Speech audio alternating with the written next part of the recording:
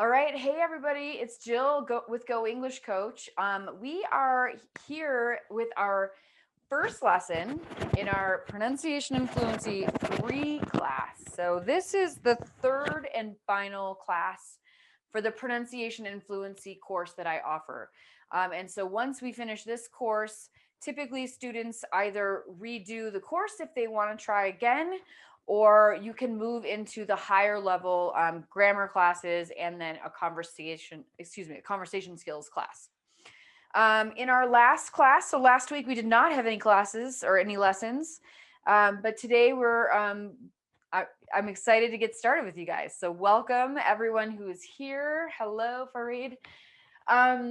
So what are we talking about today? So in our last class, we discussed the importance of stress, right? So sentence stress. We talked about all kinds of things going all the way back into May. And so we will just jump right in. So sentence stress. We talked last week or 2 weeks ago about how we have words that we put emphasis or stress on, and then how we also de-emphasize or reduce certain words. And the reason that we do that, we need to practice this. Most people learning the English language have a problem with this, and they want to stress every word. And so what we want to practice is not stressing every word. In English, we do not stress every word. So if you come from a language where you stress, there's a stress in every word, and there are many languages like that, you're going to need to practice reducing. Okay, so not stressing everything. So let's just, for example, let's create a sentence here, and we'll start here. So everybody can see this here. So how about she gave him, how about this?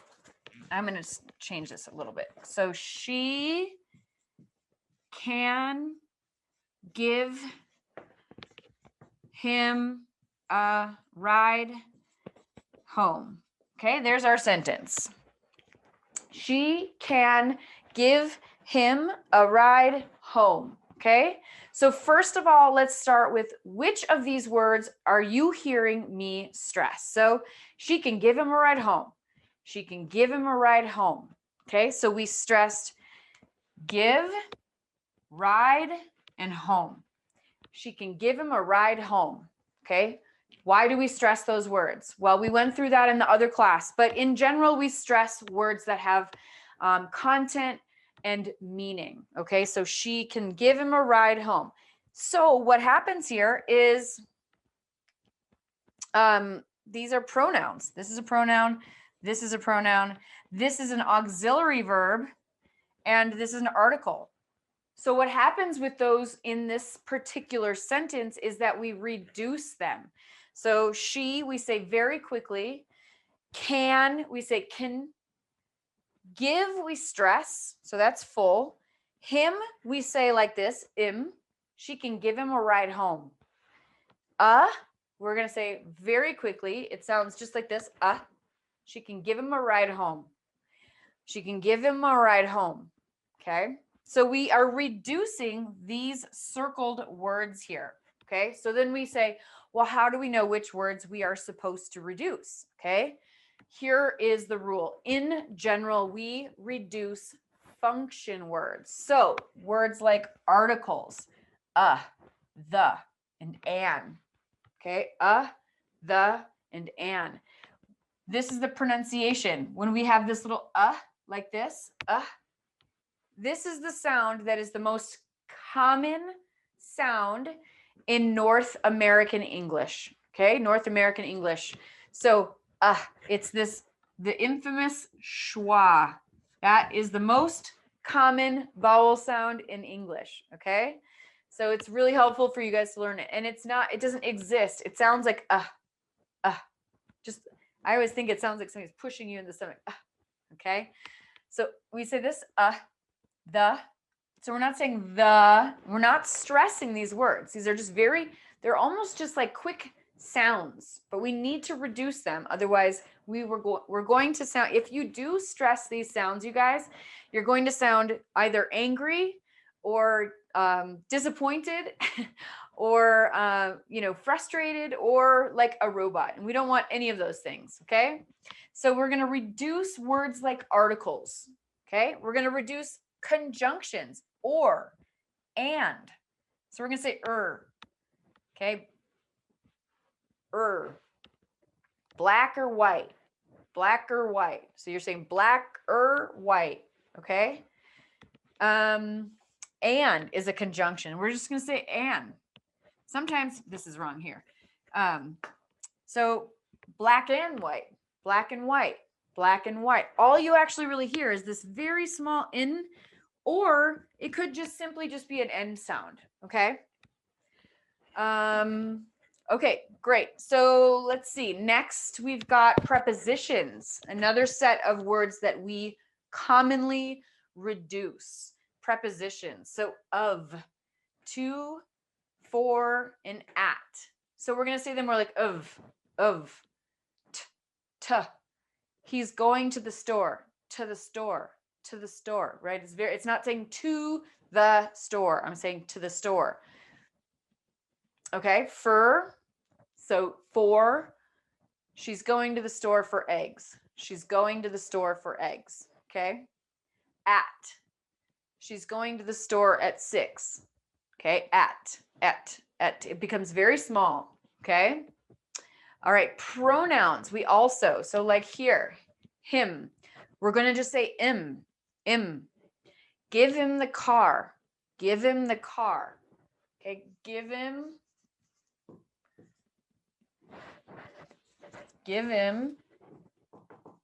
the car. So it sounds like give him the, well, this is like a car.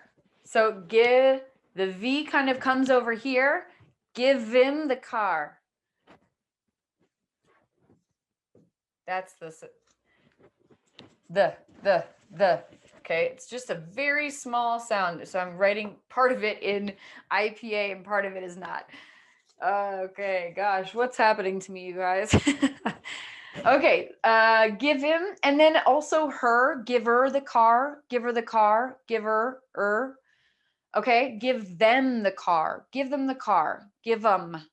It's actually the same pronunciation as him. We just kind of remove that TH, give him the car. Okay, practice these at home, you guys. Give him the car. And you, we reduce to yeah. How you doing? I'm sure you guys have heard that, right? It's so I want to also say to you guys too that this is not bad English. So this is common. It is how we speak in English. We do not write these things. We write with the full word. But when we're speaking, you need to reduce. Otherwise, it will not sound like, it will be difficult for your listeners, your friends, your colleagues, your boss, or whatever. It will be difficult for them to understand you if you do not reduce. So we always want to reduce these words, unless there's only one exception, unless you are angry or unless you are trying to make a very clear point, which is it's a distinct style of speaking. So then if you're stressing every word, it's for clarity or for if you're angry or frustrated, okay? So in spoken English, you guys you really need to practice the reducing, okay? So another area that we reduce are these auxiliary verbs, okay? We reduce auxiliary. What's an auxiliary? Okay, he can go to the party. He can go to the party. He can go to the party. Okay, he can go. This is the auxiliary here. He can go to the party. Well, look at that, you guys. We have a lot of these. So you're going to reduce. And actually, you're going to reduce this, but not as much, okay? So you're going to stress here and stress here. He can go to the party, okay? He can go to the party. I'm being very dramatic when I'm saying that right now, but that's to get some clarity so you guys can hear what I'm saying here. Okay, so these are auxiliary verbs. This is your main verb, and this is an auxiliary or we call it also a helping verb. Okay. He can do, let's see. Well, that's a little bit more like when you're using for questions. Okay. Or, so do, we're going to say duh. So think about a question. Do you like ice cream? Do you like? It's very quick. Duh. Okay. Kin sounds like k, n, or simply just a K with an N sound. Remember, these are the IPA, the IPA version of that. It's not how we write it, of course. It is the sounds. Okay. Do, can, and then have. Okay, have. This is one that we use a lot, you guys. Okay. We say could have. He could have gone to the party. Okay, he could have gone. He could have gone. So this is the main verb. Okay, this is that future, that's that conditional tense. And then we have have. So when you say this, we're going to say could have, could have.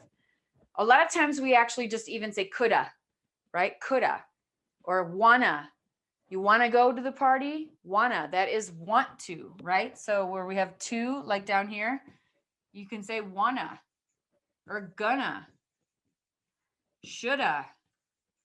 Okay, those are all reductions, really common ones. Okay, so next we are going to sit down together here at the computer, and I'm going to show you this whole list, you guys. Look at this. I have all of these. These are all really common reductions, okay? For would, what, can, had, some. And I want to go through at least part of these with you guys. My Facebook friends, thank you so much for joining. I'm closing out this lesson with you guys right now. This is the rest of the lesson is for Go English Coach members. So if you would like to become a member and join full live classes with us, you're going to go to goenglishcoach.com and then click join on your respective level. So we are offering space. We have space in our live classes and in the bronze level. Okay, so those two. The bronze level gives you mini lessons kind of like this. And then the gold level, you get full live lessons each week. Okay. All right. Welcome, or thank you, not welcome. Thank you guys. And I will see you all very, very soon. All right, my students, let's sit down here together and take a look. What do we have for now? Let me get you all set up over here. And I want to share this with you because it's a lot, okay? But first of all, let me switch you over to here. Okay, so this is another really great book, you guys. And, you know, nobody tells me to try to sell you anything. So my job is to be a teacher. I don't sell books. But I really like this book. She has a lot of really great information. And hang on, I got to move you guys over here so I can see what's going on. Yeah, American Accent Training by Ann Cook. So here is this, she has a lot of text in her books. So it is definitely for the advanced learner, which if you guys have gone through all of these classes, you should be able to be at this level. If not, you just need some more practice. So don't worry about that. So in general, what she is saying here, actually, go ahead and pause this and take a minute to read this, and then we'll talk about it together in a second. So go ahead and pause, you guys.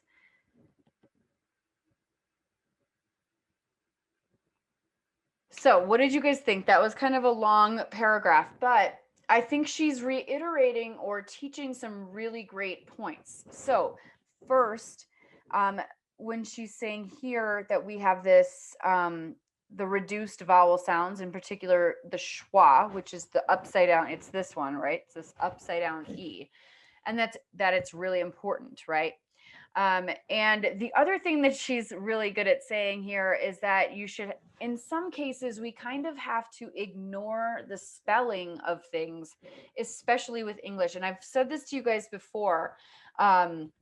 It's like if adults couldn't read, they wouldn't rely on that as their way to absorb or, get the input, you know, that's kind of the beauty of children not knowing how to read, is that they're only using the sounds that they're hearing, right? And because they don't know how to read, children, babies do not know how to read, it allows that language acquisition to happen authentically, right? Authentically, meaning they're not getting confused because they're saying, oh, well, I hear this sound, but I'm seeing this sound, and those two sounds are different. Or you're trying to, look at the letter T in American English, for example, and say, well, I know that letter in my language is like th, and that sounds different. And so to avoid that confusion, children don't have to do that because they can't read yet. And that's why they learn the language better, because they get all that confusion out of the way, you know? So, okay. So, well, we don't have that luxury because if you're here, you're likely an adult and you know how to read. So we have to figure out how to sometimes set what we understand about the letters and the alphabet and the spelling patterns of English. We have to set that aside and kind of maybe even sometimes close our eyes and listen to it, listen to the sounds. And so I think that that's a really good point here, where she says here, work on listening to words and stop trying to make sense of the letters, because English sounds and letters don't match. Okay, it's not a phonetic language.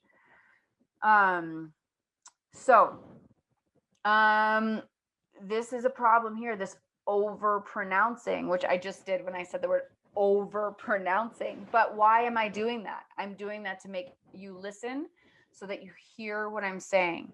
But we don't do that in natural speech. So when you're sitting with family or your children or your friends, you do not typically over pronounce, because why? Because you don't need to. Okay.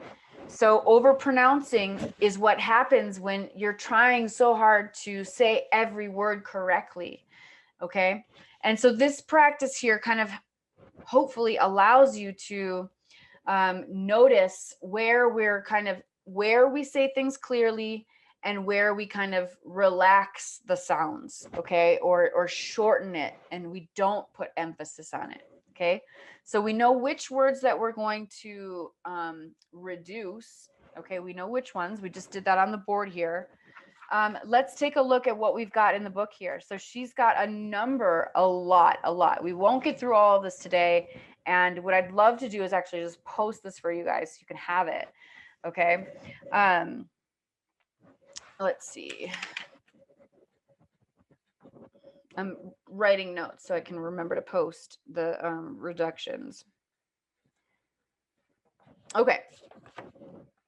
Okay, great. So we talked about the word to, and here's how we do a lot of these. And so this is great. Like, you guys can just practice these individual words or these phrases and then get comfortable saying them that way. I promise this will make your English sound so good. Okay, so with to, we can say today, tonight, tomorrow. Again, this sound, she's got it here like sounds like, okay? And I like that. It's not the IPA. She's using the alphabet to create the sounds, but it's not the IPA. So she just does it a little bit differently, and I like it. Okay. Today, tonight, tomorrow, to work, to school, to the store.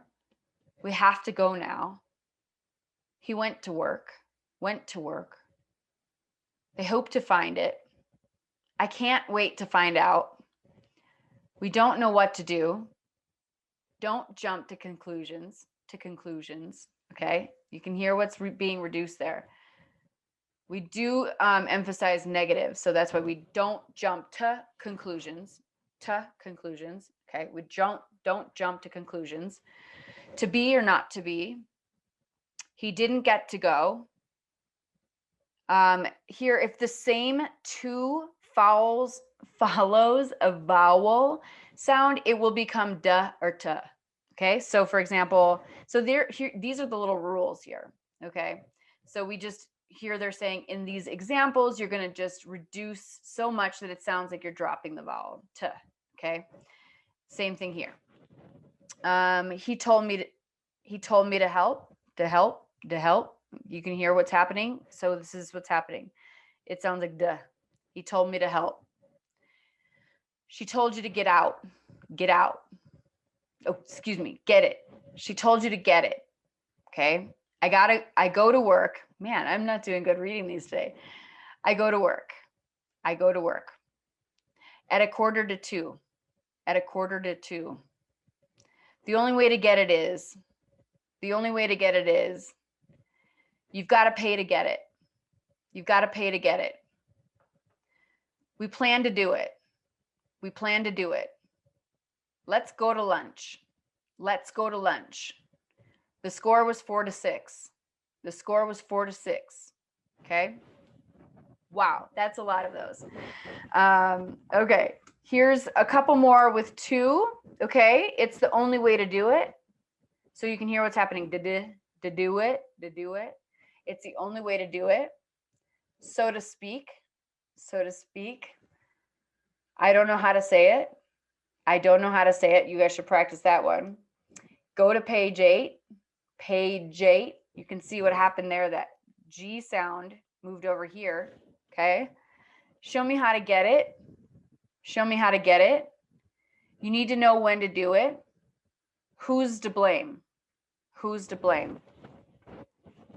You guys, there's like so many pages of this. There is so many pages of this. So I'm going to go through the rest of this page, and then I'm going to show you guys that, and I really want you to practice it. Okay. Okay. So here, at is just the opposite of to. It is a small grunt followed by a reduced T. So it's like at. Okay. We're at home. At home. Remember, it's like this kind of unreleased T. We talked about that earlier on. Okay. We're at home. I'll see you at lunch. Dinner's at 5. Dinner's at 5. You can hear that sounds like a Z. Dinner's at 5. Leave them at the door. Leave them at the door. Okay. The T is unreleased in the word at. So you're just hearing at. Okay. Leave them at the door. Okay. The meeting's at 1. The meeting's at 1. He's at the post office. He's at the post office. They're at the bank. I'm at school. Okay. Great. All right, let's keep going. You guys pause or whatever you need to do with this video and take your time. Okay.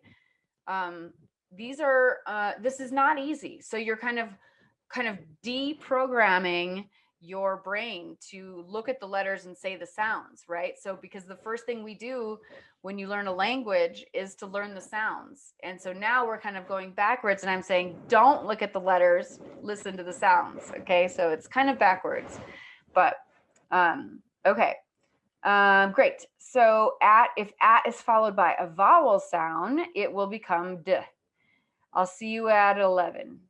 At 11. At 11. Okay, so it sounds like a duh. He's at a meeting. Do you hear what's happening? He's at a meeting. He's at a meeting. She laughed at his idea. She laughed at his idea. One at a time. One at a time. We got it at an auction. That one's a mouthful. We got it at an auction. The show started at 8. The dog jumped out at us. Out at us. Okay. I was at a friend's house. Good. Okay. Here's some with it. Another very common word in English. Can you do it? So what's happening there, you guys? There's a W sound. Do it. They show that right here. Can you do it? Give it to me. What happened here? Give it. Give it to me. To me. Okay. Buy it. So you can hear what that yit. Buy it. Tomorrow. Tomorrow. It can wait. It can wait. Read it twice. Forget about it. Forget about it. This is a good one in English. I hope you guys are watching like English movies, because you'll hear a lot of these things, just in regular speech and stuff too. So, Okay, give it a try. Let it alone. Take it away. I got it in London. What is it about? Let's try it again. Look, there it is. Okay, so you can hear that it turned the d. Give it a duh. Let it alone. Take it away. Got it in. Got it in. Got it in. Okay. What is it about? What is it about? Let's try it again. Let's try it again. Look, there it is. There it is. That's a good one. Okay, so I'm going to show you guys these next couple, and I really want you to practice these. So it's going to be too much to go through in this class, but the same thing with for, from, let's see, how many pages do we have left? We have 4 pages. So let's do one more page together, and then we will do the rest in our next class, okay? So we've got for, from, in, and. Here we go. This is for you. It's fur, my friend. So what's happening is you're saying fur, fur. It's not for, it's fur because it's reduced, okay? It's for my friend. A table for 4, please. A table for 4, please. We planned it for later. For example, for instance. Those are great words for you guys to know. What is it for? What is this for? No. So this is a great example because at the end, for is not reduced at the end of a sentence. So when I said it, you heard that I did not reduce it. What is this for? So it's at the end. It's a question. We didn't say for, okay? We said for completely, okay? What did you do it for? Again, those two are the same because it ends with for. Actually, these last 3 are all the same. We're not going to reduce them, okay? What did you get it for? Or who did you get it for? Okay, great. All right, with from, it's from the IRS. I'm from Arkansas. From, it's really quick. This letter's from Alaska. Who's it from? Where are you from? Okay, in reduces to in, and it often connects to the other word. It's in the bag. It's in the bag. What's in it? I'll be back in a minute. This movie, who's in it? Come in. He's in America. He's in America. Okay, N. He's an American. I got an A in English. He got an F in algebra. He had an accident. We want an orange. We want an orange. He didn't have an excuse. An excuse. I'll be there in an instant. It's an easy mistake to make. Okay. Please practice those, you guys. Very, very helpful. Okay, so we're going to reduce and here, and we're going to have just a quick N sound. Ham and eggs. Bread and butter. Bread and butter. Coffee with cream and sugar. Cream and sugar. No. Lemon and sugar. And some more cookies. And some more cookies. They kept going back and forth. Back and forth. We watched it again and again. Again and again.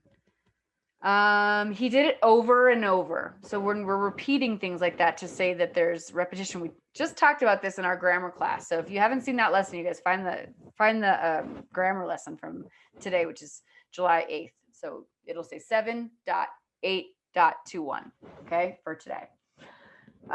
Okay, great. And then the last one, we learned it by trial and error. A lot of these are those common phrases, bread and butter, bread, ham and eggs, cream and sugar.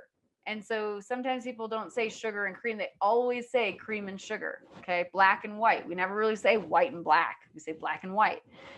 Okay. Really great work, you guys. Oh, actually, I'm going to share that with you guys again because I want you to practice those other pages. So here we go. I'm going to give you so go ahead and just pause your video. So there's or, are, your, and one. And then all the way at the bottom here is the. Okay, practice all of those. And then we'll do them in class tomorrow as well. Okay, so we've got of, can, had. Of, can, and had. There we go. You guys can see all of those. My goodness, no. There's so many. She's done, this woman who wrote this book has done such a good job of this. Okay, and then lastly, we've got would, was, what. Okay, pause right here. And then here's the last some, okay? And then we've got some more practice there. Okay, I'm going to stop this. I hope you guys have learned something with me today. I'm sure that you have. And have a great rest of your day. And I will see you all very, very soon. Bye.